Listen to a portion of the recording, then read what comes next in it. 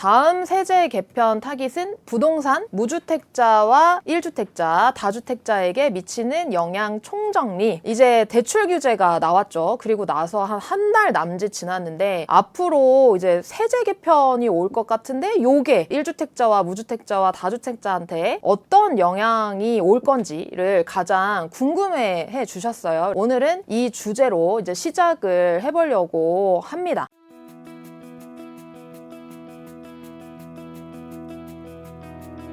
부동산 공부가 처음인데 막 어떤 내용부터 내가 해야 되지? 라는 게 좀 고민이 많이 되시는 분들이 많으실 거예요. 고정 댓글에서 저랑 함께하는 부동산 스터디 신청을 받고 있거든요. 무료라고 뭐 스터디 대충 하고 월부는 그렇게 하지 않습니다, 여러분. 여러분들이 직접 하실 수 있게 스터디 스케줄을 다 짜서 밀도감 있는 스터디를 한번 진행을 해보려고 합니다. 8월 20일 수요일까지 신청을 받고 8월 21일 목요일부터 6일 압축으로 진행을 해보려고 합니다. 이 부분 먼저 좀 말씀을 드리고 오늘 내용을 같이 좀 시작을 해보도록 하겠습니다. 대출 규제 이후에 세금 규제가 온다면은 어떤 상황이 벌어질까? 정부의 수요 억제 정책이 다시 나오는 걸까? 여러분 많이 궁금하실 것 같고요. 내 집 마련 계획이 있어서 앞으로의 영향이 좀 궁금하신 분들한테 행동 기준을 좀 이 영상을 통해서 드릴 수 있도록 하겠습니다. 내 집 마련 계획이 있으신 분들은 오늘 방송 꼭 참고하셔서 여러분들이 지금 앞으로 이런 뭐 억제 정책들이 나온다라고 했었을 때 어떤 기준을 가지고 행동해야 될지를 꼭 참고해 나가시면 좋을 것 같아요. 주식이 세제 개편이 됐죠. 그래서 막 시장이 좀 어수선하고 정부가 주식 다음에 부동산을 이제는 개편하는 거 아니야? 라는 어떤 말들이 시장에서 이제 흘러다니고 있는데요. 구체적으로 어떤 내용이 나왔는지를 좀 한번 확인을 해보도록 하겠습니다. 다음 세제 개편 타깃은 부동산, 다주택자들이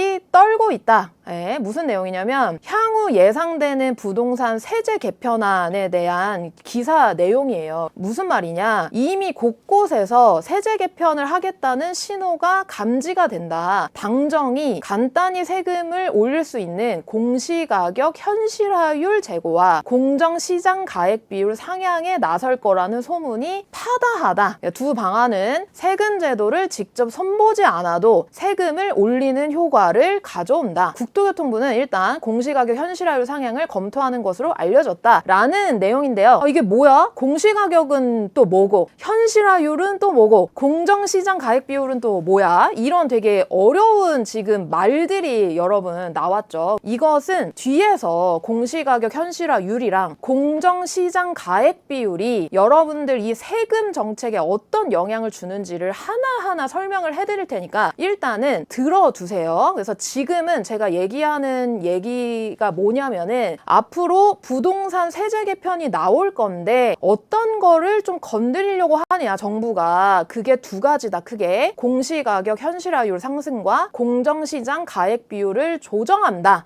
라는 거고요. 그 다음에 이제 하나 더 플러스로 지금 예상하고 있는 게 다주택자 양도세 중과를 부활시킨다라는 겁니다. 그래서 중과라는 게 뭐냐면은 여러분 내가 팔려고 할 때, 내가 집을 팔려고 할 때 내는 세금이 양도세인데요. 양도세를 예를 들어 옛날에는 1억을 냈다라고 하면은 이게 과세 부담을 더 중하게 시켜가지고 뭐 2배를 양도세를 내게 하겠다라는 것들이 이제 중과라고 여러분 생각을 하시면 됩니다. 이런 내용들이 지금 기사에 나오고 있는데 이거 사실일까? 이게 진짜로 정부가 주택의 공시가격도 올리고 현실화율을 올려가지고 공시가격을 올리고 공정시장 가액 비율을 올린다라는 기사가 나오자마자 국토교통부에서 저희 이거는 사실무근입니다. 여러분 오해하지 마세요. 저희는요 아직요 이렇게 공시가격 현실화와 그 다음에 공정시장 가액비를 올린다라는 거 있잖아요. 검토도 안 하고 있어요 라는 기사를 냈어요. 8월 6일에 이제 이 기사가 나오니까 공시가격 올린대요 정부가. 이렇게 얘기하니까 아니 주택 공시가격 상향 검토? 이거 사실 아니야. 여러분 오해하지 마세요. 여러분 국민분들 요렇게 이제 얘기를 한 거예요. 국토부는 사실무근이라고 하고 있는데요. 슬쩍 흘린다는 느낌을 지울 수가 없어요. 왜냐면 정책을 이제 세금 정책을 만들 때에 여론 반응이 어떤지를 한번 이렇게 기사를 통해서 흘려 흘려보고 그리고 나서 이제 국민들 반응이 이렇다라고 하는 것들을 좀 점검하고 정책이 나오거든요. 과거 정책에서도 정책을 낼 때도 이런 방식으로 냈다 보니까 제가 부동산 이런 시장을 경험해본 제 입장에서는 슬쩍 흘린다는 느낌을 지울 수가 없어요. 왜냐하면 또 어떤 게 있었냐면은 국토교통부에서 공정시장 가액 비율을 올리고 공시가격을 현실화하는 방안을 마련하기 위한 인재들을 채용하고 있다고 하더라고요. 그런 움직임들을 봤었을 때 실제로 이런 것들을 좀 현실화하지 않을까? 그런 준비를 하고 있는 거는 아닐까라는 생각이 듭니다. 그럼 왜 이렇게 갑자기 부동산 세제 개편을 정부가 이 카드를 만지작 거리고 있는 걸까라고 여러분 생각을 해보면은 그 이유가 뭐냐면요. 이겁니다. 정부가 원하는 거는 뭐냐면요. 일단은 대출 규제를 통해서 6억 대출 한도라는 규제를 만들어가지고 지금 현재 시장에서 거래가 일시적으로 멈췄죠. 그러면서 서울이 과열되고 가는 그런 이 시장의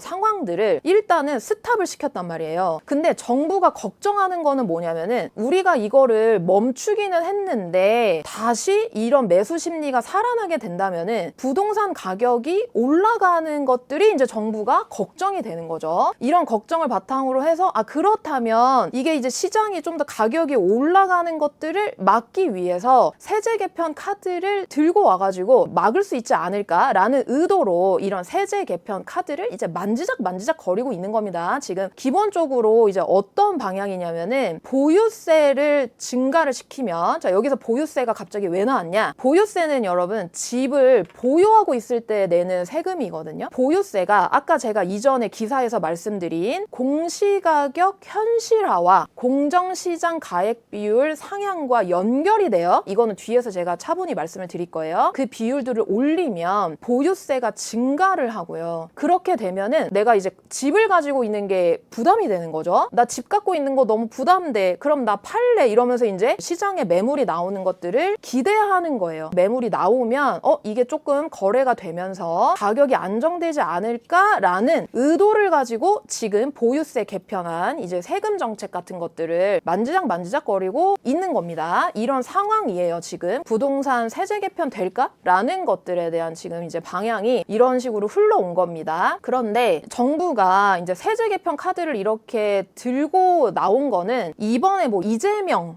정부에서만 처음으로 한 게 아니라요. 과거에도 이런 가격 안정을 의도로 해서 보유세를 이제 규제하는 거, 그러니까 보유세를 더 많이 내게 하는 것들에 대한 정책이 과거에도 있었어요. 과거에는 언제 있었냐? 문재인 정부일 때 이런 세금 정책이 비슷하게 나왔었어요. 그래서 과거에 이런 세금 정책이 나왔을 때에 어떤 일이 벌어졌고 시장에서는 어떤 현상이 벌어져서 우리가 그 과거의 시장의 모습을 통해서 지금 어떤 행동 기준을 잡아갈 수 있잖아요. 과거에 좀 어떤 정책이 있었고 그로 인해서 시장이 어떤 모습을 보였는지를 좀 설명을 해드릴게요. 계속 말씀드렸듯이 보유세는 집을 가지고 있을 때 내는 세금입니다. 크게 두 가지가 있는데요. 종합부동산세랑 그 다음에 이제 재산세가 있어요. 종합부동산세랑 재산세를 낼 때는 나라에서 너네들이 세금을 내야 되는데 그 세금에 대한 기준을 우리가 정해줄게 라고 얘기를 합니다. 그 세금에 대한 금액을 정해줄 때 저희가 그거를 과세표준이라고 불러요. 세금을 매길 때의 기준이 되는 돈, 가격을 과세표준이라고 하는데요. 과세표준이 높아지면은 세금을 많이 내겠죠. 과세표준이 낮아지면은 세금을 적게 내겠죠. 그죠? 보유세를 많이 내게 되는 경우는 어떤 경우냐면은 과세표준이 올라갈 때 많이 내게 됩니다. 여러분 기본적으로. 과세표준은 또 어떻게 만들어지냐? 라고 여러분 생각을 해보면 자 과세표준은 이 두 가지로 만들어져요. 공시가격과 공정시장 가액 비율로 만들어지는데 이 공시가격은 쉽게 얘기하면은 자 여러분들이 이제 부동산에 갔어요. 안녕하세요. 저 오늘 집 사러 왔는데요. 집이 얼마죠? 이렇게 물어본 거예요. 사장님한테. 그러니까 사장님이 6억입니다. 라고 이제 얘기를 한 거예요. 시장에서 거래가 되는 가격이죠. 이 가격을 가지고 세금을 매기진 않아요. 나라에서 세금을 매길 때는 공시가격이라는 가격을 가지고 세금을 매깁니다. 여러분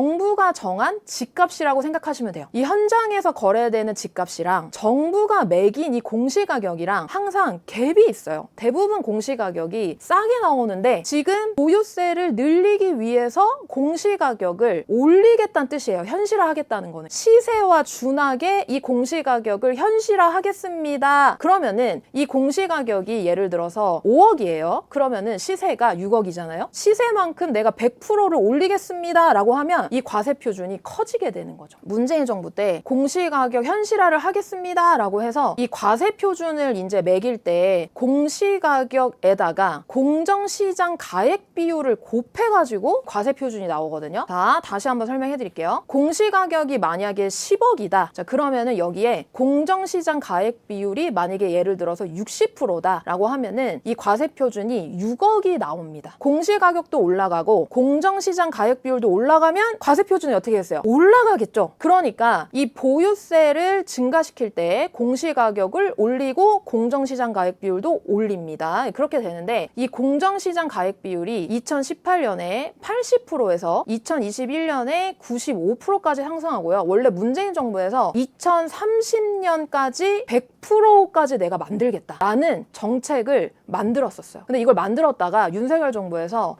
이거는 100% 아니다. 그러면서 이제 이거를 내렸거든요. 그래서 여기서 이제 중요한 건 뭐냐면요. 문재인 과거 정부 때 공시가격도 올리고 공정시장 가액 비율도 올리면서 실제로 이 과세 표준을 늘리게 되면서 이 보유세를 증가시키는 정책을 펼쳤었다라는 겁니다. 이해가시죠? 그 다음에 두 번째 이제 보유세 관련된 정책이 나왔는데 그게 뭐냐면요. 다주택자랑 법인 대상으로 종부세 중과세율을 적용을 해요. 과세 표준이 나왔잖아요. 과세 표준을 만드는 거는 공시가격이랑 공정시장 가액 비율이다. 여러분 이해하셨어요? 네, 두 가지로. 이 과세 표준에다가 종부세율을 곱하면은 이제 우리가 내는 종합부동산세가 나옵니다, 여러분. 그래서 과세 표준의 이제 세율이 크면 커질수록 우리가 세금을 많이 내겠죠? 이해가시죠? 그러니까 다주택자 대상과 법인 대상으로 종부세 중과세율을 최대 6%까지 적용을 시켜요. 이게 기본적으로 몇 프로에서 시작했냐면요. 0.3%에서 시작한 거예요. 0.3%에서 시작해서 6%까지를 올려버리니까 다주택자랑 법인 같은 경우에는 과세 표준도 커졌는데 거기에다가 중과세율까지 적용되니까 보유세가 굉장히 많아지겠죠. 문재인 과거 정부 때 보유세 관련된 세금 정책을 이렇게 펼쳤었다라는 겁니다. 자, 제가 지금 문재인 정부 때 나온 보유세 정책을 왜 여러분들한테 상세히 설명을 하고 있냐면 이재명 정부가 이제 앞으로 보유세 관련된 카드를 아까 공시가격 현실화와 공정시장 가액 비율을 올리겠습니다 라는 카드를 만지작만지작거리고 있었잖아요. 문재인 정부 때도 이런 카드를 내놨었으니 과거를 통해서 어떤 현상이 벌어졌는지를 보고 우리가 이 현상을 대응하기 위해서 지금 과거를 보고 있는 겁니다. 문재인 정부 때 또 어떤 규제가 나왔었냐면요. 세금 규제. 양도세. 그러니까 우리가 집을 팔 때에 내는 세금의 규제 정책이 나왔었습니다. 이제 그때 어떤 게 나왔었냐면요. 2020년 7월, 그러니까 70 대책이라고 하는데 이때 다주택자 양도세율을 70%까지 중과를 해요. 그러니까 중과라는 건 뭐냐면은 아주 과중하게 과세를 한다는 뜻이에요. 예전에 내가 1억 수익이 나서 1억에 대한 양도세를 냈다. 그럼 그게 예를 들어 10%였다 옛날에는. 그럼 이거를 70%까지 올린 겁니다, 여러분. 다주택자들이 팔 때는 거의 그냥 이제 내가 가지고 가는 거는 30, 나라에다가 내는 세금은 7. 여러분 이제 그 세율이 엄청나게 많이 올라가게 된 거고요. 1주택자들 대상으로 나온 이 양도세 관련된 세금 정책은 뭐가 있었냐면은 조정 대상 지역에 한해서 1주택자들이 비과세를 받으려면 1주택을 가지신 분들이 비과세를 받고 집을 파는 거는 굉장히 큰 혜택이거든요. 왜냐하면 세금을 안 내기 때문에. 비과세를 받으려면 여러분 집에 들어가서 꼭 반드시 실거주를 하세요 라는 요건이 생깁니다. 그래서 이게 이제 어떻게 되냐면요. 실제로 1주택자들한테 이 양도세가 되게 비싸졌다. 내가 세금을 너무 많이 낸다 라는 거가 이제 어떤 게 있냐면은 조정 대상 지역이 이 시기에 이제 지금은 지역은 지금 현재는 강남, 서초, 송파, 용산만 조정대상 지역으로 묶여 있는데 이때는 서울 전역이 조정대상 지역으로 묶여 있었어요. 내가 조정대상 지역에서 양도 이제 1주택자가 이 집을 팔려고 하면은 실거주를 반드시 해야 되는 거예요. 그렇기 때문에 내가 그 집에 반드시 들어가야 내가 이제 집을 팔 수가 있는 거죠. 오히려 내가 집을 팔려고 내놓는 게 아니라 전세를 살다가도 어때요? 그 집에 들어가게 되겠죠. 그러니까 그렇게 되면서 시장에 파는 물건들이 나오지 않고 오히려 전월세를 살고 있던 집주인분들이 내가 가지고 있는 그 집에 들어가서 비과세 혜택을 받기 위해서 실거주를 하는 상황들이 벌어지게 됩니다. 그리고 조정대상 지역에 2주택 이상을 갖고 계신 분들이 양도를 할 때는 또 거기에 중과세율이 붙는 거예요. 조정대상 지역과 서울을 갖고 이제 집을 갖고 있다. 내가 그러면은 1주택이면은 들어가 살아야 되고 2주택이면은 중과받고 그러니까 이런 상황에서 이제 시장의 매물이 내가 너무 양도세를 많이 내니까 매물이 나오지 않게 되는 현상이 벌어졌어요. 그래서 제가 이게 뭐 없는 말을 하는 게 아니라요. 계속 이제 규제 정책이 나올 때에 시장에 이제 어떤 일이 벌어졌냐면요, 여러분. 문재인 정부 3년 동안에 아파트 값이 평균적으로 38%가 상승했어요. 여러분, 이건 평균입니다. 평균. 수도권 아파트가 평균 38%가 상승하고 최고 11억 8천이 올랐어요. 최고로 많이 오른 거가 11억 8천인 거예요. 제가 이 얘기를 여러분들한테 왜 드리냐면은 문재인 정부에서 공시가격 현실화를 하고 공정시장 가액 비율을 올려가지고 하고 싶었던 거는 뭐예요? 가격 안정을 하고 싶었던 거죠. 보유세를 증가시켜가지고 가격 안정을 시키고 싶었던 건데 여기서 정말 많이 현실화를 하고 정말 높게 공정시장 가액 비율을 올렸단 말이에요. 그런데 문재인 정부가 2018년 딱 들어서면서 처음으로 딱 한 게 공시가격 현실화하는 거랑 공정시장 가액 비율을 올린 거예요. 2018년에. 그렇게 했는데도 불구하고 문재인 정부 3년 동안에 아파트 가격이 38%가 상승하고 평균 최고 11억 8천이 오른 겁니다. 그래서 우리가 지금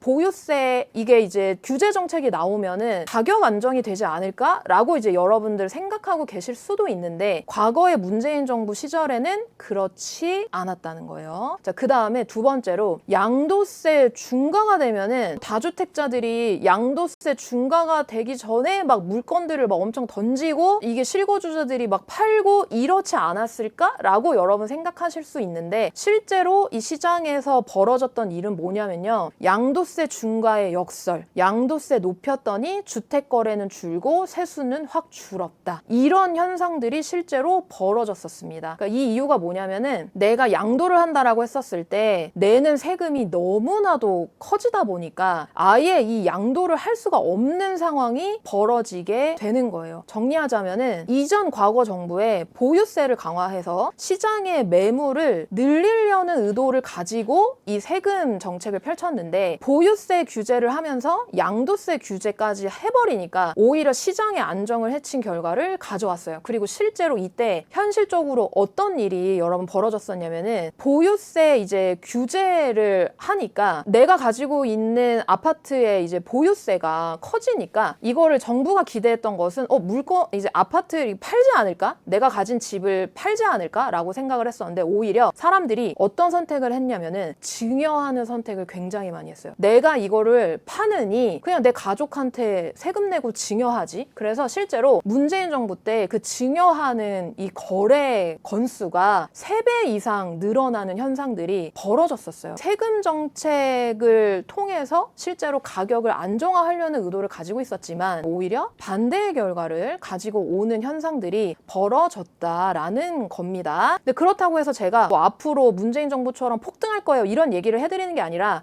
과거에 이런 모습이 있었다는 거예요. 그러면 우리가 궁금한 거는 뭐냐? 그래서 앞으로 일어날 일이 뭐예요? 그래서 만약에 이렇게 세금 규제가 좀 나오게 된다면 실제로 이렇게 슬쩍 흘리고들 있는데 나오게 되면은 어떤 상황이 벌어지고 저는 그래서 그 가운데에 어떻게 해야 되는 거예요? 이게 여러분들이 이제 이런 게 궁금하실 거예요. 만약에 현 정부가 현 상황을 유지를 할 수도 있을 것 같아요. 만약에 그런 경우가 생길 수도 있죠. 왜냐면 지금 이재명 정부가 처음 규제를 내놓은 게 여러분 대출 규제인데, 대출 규제를 내놓을 때도 굉장히 심사숙고를 해서 내놨던 것 같아요. 그리고 이전에 정부가 이 부동산 세금 규제로 인해서 집값을 잡는 거를 나는 안 하겠다라고, 그렇게 하진 않겠다라고 얘기를 했기 때문에 실제로 세금 규제나 이런 부분들을 진짜 답습 그걸 그대로 따라갈지 아닐지 그거는 아직은 모르는 상황이죠. 그래서 만약에 현 상황을 유지한다라고 하면은 현실적인 공급 대책, 그러니까 이게 뭐냐면은 누구나가 다 공감하는 공급 대책, 진짜 유의미한 지역에 유의미한 물량으로 유의미한 공급이 된다라는 거를 다 공감하지 않는 이상 시장 참여자들의 매수 심리를 지속적으로 억제하기는 어려울 것 같아요. 왜냐하면 저도 그렇고 너나인도 그렇고 구해줘월보에서 계속 말씀드리지만 지금 현재 시장에서 가장 중요한 건 뭐냐면 입주 물량이 없다는 거고요. 그러므로 인해서 전세 물량도 너무 없고, 전세 물량이 없다 보니까 전세가가 계속 올라갈 수 있는 상황에서 언제든지 매매를 할 수 있는 실수요자들의 잠재 수요가 이 시장에서 아예 없어진 게 아니라 지금 대출 규제로 인해서 억눌려 있는 거기 때문에 전세가 상승으로 인한 매매 전환 수요가 잠재되어 있다라는 게 지금 이 시장에서는 굉장히 중요한 포인트라고 생각을 해요. 세금 규제 정책을 문재인 정부처럼 하지 않고 현 상황이 유지된다라고 했었을 때는 여러분들이 중요하게 봐야 되는 게 전세가 상승이고요. 그리고 이게 전세가율이 계속 올라온다라고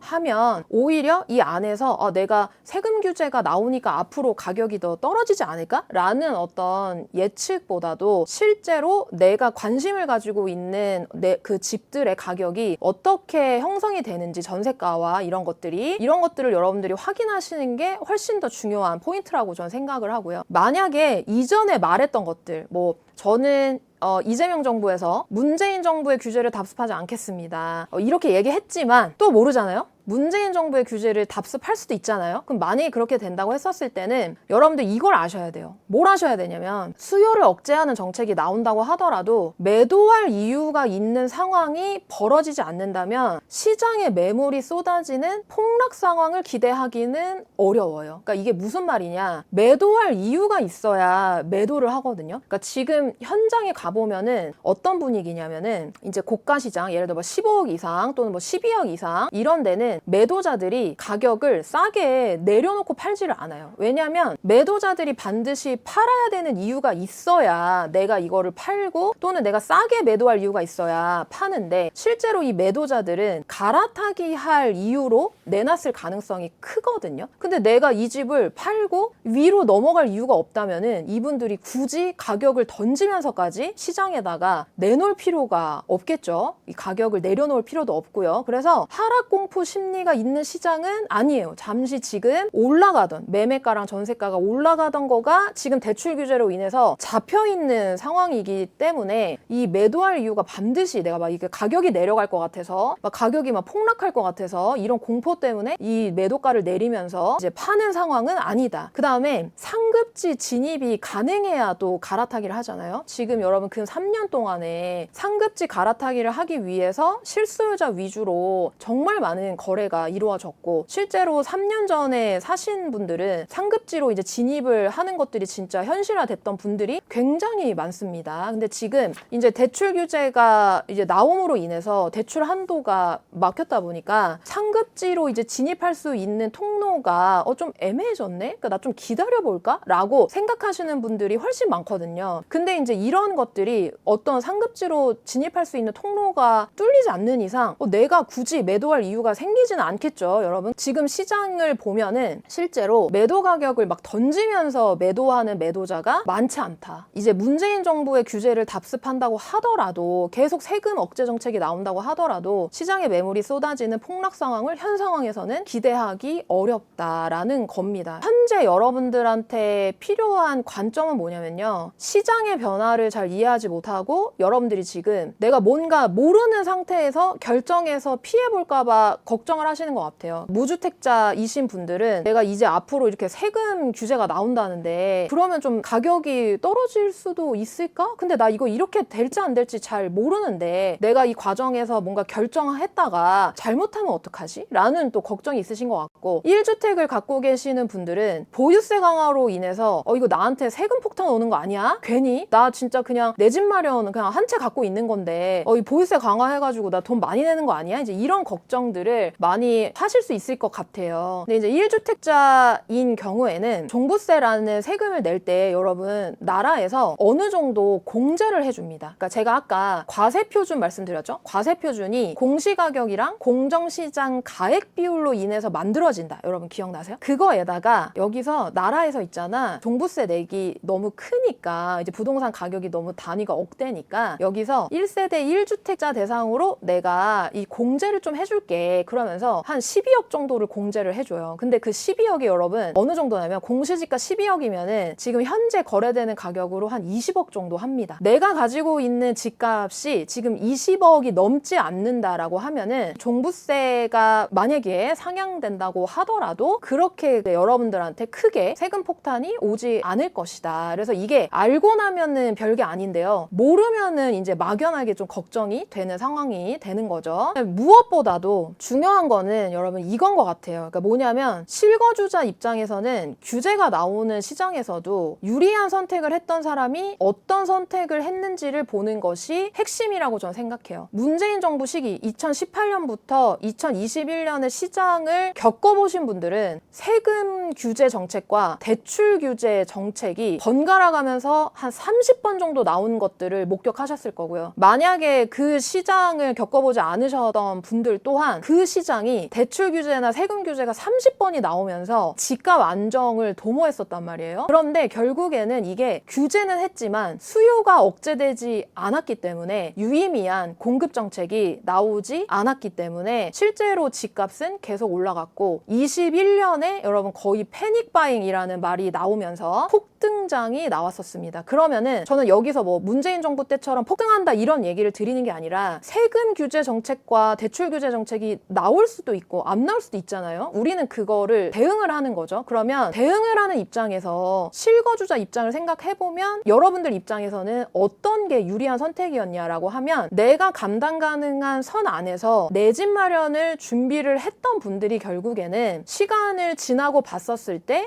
유리한 선택을 했었다라는 거를 여러분들이 꼭 기억해 주시면 좋을 것 같아요. 지금 현재 어떤 상황이냐면 여러분 은행별 대출 마감으로 인해서 거래가 지금 당분간 더 안 될 수 있는 상황입니다. 이게 무슨 말이냐면 오늘 기사에 나왔는데 그 기사에 뭔 얘기가 나왔냐면 어떤 은행에서 10월 대출이 벌써 마감됐다는 거예요. 지금 8월인데. 그러니까 이게 왜 그러냐면 은행에서 이제 저희요 은행에서도 대출 목표가 있거든요. 이게 고객들한테 대출을요 저희 은행에서는요 100억이 목표예요. 그러면은 100억을 달성하면은 대출을 더 이상 안 내줍니다. 그런데 지금 벌써 은행별로 10월까지 마감이 됐다는 거예요. 그러니까 이게 무슨 말이냐면 여러분들 조급해지시라고 말씀드리는 게 아니라 실제로 이전보다 대출을 더 받기가 어려워진 상황이 되었다 보니까 당분간 여러분들이 걱정하는 폭등이 일어나거나 가격이 계속 올라가는 굉장히 큰 폭으로 올라가는 상황들이 벌어지지 않을 가능성이 크다. 그러니까 여기서의 포인트는 거래가 당분간 더 안 될 수 있는 상황이 벌어질 것이다 라는 게 포인트입니다. 지금이 여러분 잘 들으세요. 대출 규제가 한번 나왔고요. 그 다음에 앞으로 세금 규제가 나올 것입니다 라고 얘기하니까 이제 여기서 사람들이 매도자랑 매수자가 눈치 보고 있는 거예요. 이렇게 눈치 보고 있을 때 여러분들도 눈치를 보면 안 되고요. 여러분들은 대중이랑 반대로 움직여야 되는 거야. 오히려 사람들이 눈치를 볼 때 여러분들은 움직이셔야 됩니다. 지금이 오히려 내 집 마련에 좋은 상황이라고 생각하고요. 왜? 감당 가능하다면 거래가 당분간 안 된 상황이고 실제로 정부가 이런 세금 정책들을 만지작 할 때 사람들은 시장에서 지켜볼 가능성이 크기 때문에 어떤 행동을 하지 않고 지켜볼 가능성이 크기 때문에 오히려 여러분들한테 내 집 마련 좋은 상황이라고 생각하고요. 언제나 제가 항상 말씀드리지만 무리하지 않는 선에서 지금부터의 내 집 마련을 준비하셔야 된다고 저는 생각하고, 내 상황에서 자모님 저는 당장 내 집 마련 생각 안 했는데요? 당장 이렇게 내 집 마련을 하라고 말씀드리는 거는 아니에요. 근데 다만 여러분들이 내 집 마련에 관심이 있으시다면 내 상황에서 매수 가능한 집들의 선택지를 넓히는 것이 핵심이고요. 꾸준히 알아보고 결단을 내리는 것이 지금 앞으로 다가올 수도 있는 수요 억제 정책에 대한 내 집 마련 필승 전략이라고 생각을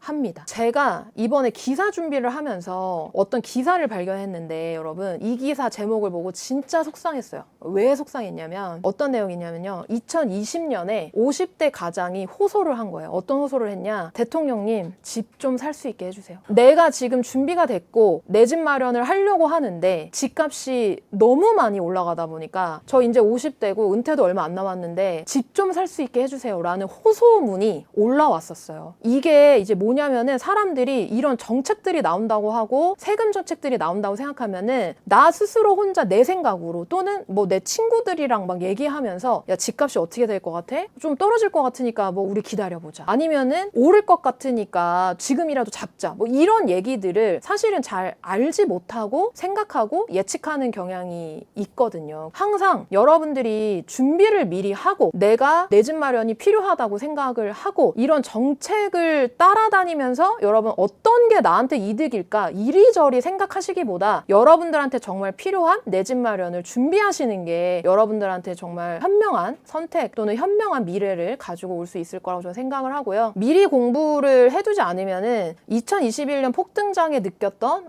미리 공부해둘 걸. 여러분 저는요 2018년부터 부동산 시장을 경험을 했고요. 2021년에 정말 많은 분들이 부동산 공부 좀 미리 해둘 걸, 내가 좀 알아둘 걸 이라는 후회를 굉장히 많이 하셨고, 내가 모르는 상태에서 집값이 너무 많이 오르니까 지금 이거라도 잡아야 되나 라고 하면서 진짜 그냥 패닉 상태에서 바잉을 하는 경우가 되게 많았고요. 여러분 기억하실지 모르겠지만 이때 어떤 말이 나왔냐면, 너무 속상한 말인데 벼락거지라는 말도 나왔어요. 그게 무슨 말이냐면, 나는 열심히 회사 생활하고 아이들 키우고 있는데 갑자기 집값이 너무 많이 올라가면서 벼락거지가 됐네, 갑자기 벼락 맞은 듯이, 이런 얘기들이 굉장히 많았거든요. 근데 여러분들이 그러면은 내가 5년 뒤에도 내가 그때 공부해둘 걸, 내가 그때 당장 매수를 하지 않는다고 하더라도 공부는 좀 미리 해서 알아둘 걸, 그러면 내가 준비할 수 있었을 텐데 라는 얘기를 저는 여러분들이 똑같이 반복하신다라는 건 너무 속이 상한 일인 것 같아요. 규제로 인해서 가격이 떨어질까? 관망하면서 여러분 지켜보면서 이 시기를 보내기보다는 숨고르기 시장에서 알아보고, 지금 은행의 대출이라든지 아니면 대출 규제로 인한 거래 상황이라든지 이런 것들을 보면 숨고르기 시장이라고 할 수 있거든요. 숨고르기 시장에서 미리 알아보시고 패닉 바잉 시기에 집을 사지 않도록 미리 여러분들이 부디 준비를 하셨으면 좋겠습니다. 근데 또 이제 이런 생각이 드실 거예요. 그래, 준비를 해야 되겠다. 내가 준비를 해야 되는데 어떻게 시작해야 될지도 모르겠고 무엇을 하면서 준비를 해야 될지도 모르겠고, 이런 고민이 많이 드실 거예요. 2021년에 부동산 가격 올라가는 거 보면서 후회하신 분들 계실 겁니다. 이런 분들은 한 번의 후회로 족하지 않을까요, 여러분? 역설적으로 생각해보면 내가 나 스스로 흔들리지 않고 또 불안하지 않으려면은 여러분들이 내가 잘 알지 못하더라도 그냥 내가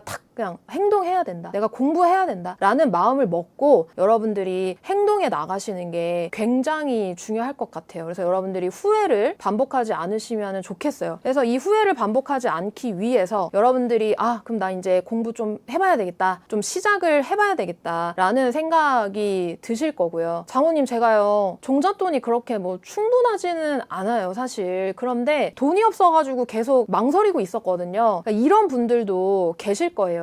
뭐부터 시작해야 될지 어떻게 해야 될지 좀 고민이신 분들은 저랑 함께 하시면서 나 진짜 이번에는 좀 제대로 시작해봐야 되겠다 라고 하시는 분이 계시다면은 좀 저랑 같이 스터디해서 여러분들이 이 부동산 공부를 꼭 시작해보시면 좋겠어요. 이거 무슨 여러분 강의 유료 결제하고 이런 거 아니고요. 저랑 같이 무료로 진짜 나 부동산 공부 시작해봐야지 라는 마음만 갖고 계시면은 여러분들 다 참여해서 함께 하실 수 있거든요. 이게 무료라고 해서 월부가 대충 하지 않습니다. 여러분들이랑 같이 강의도 듣고 실시간으로 라이브 질의응답도 하고 또 여러분들이 이거를 며칠을 하냐 6일을 합니다. 그래서 6일 동안에 여러분들은 그냥 몸만 참여하시면 저희가 어떤 거 해서 투자 한번 시작해보세요. 투자할 때는 이런 공부를 할 수 있습니다. 라는 것들을 다 알려드릴 거예요. 그렇기 때문에 여러분들 이 부동산 스터디 나 한번 해보고 싶다 라고 생각하시는 분들은 지금 고정 댓글에 보시면은 신청할 수 있는 링크가 있습니다. 그래서 그 링크를 클릭해서 여러분 진짜 부동산 공부 한번 시작해보시면 좋을 것 같아요.